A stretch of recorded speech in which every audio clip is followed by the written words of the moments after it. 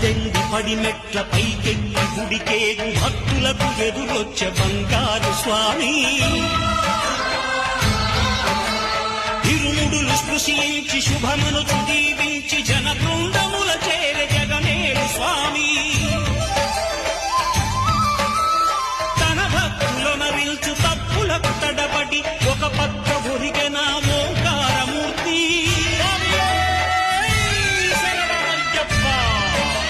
స్వాములందరూ తనకు సాయము కాగా ధీమంతుడై లేచె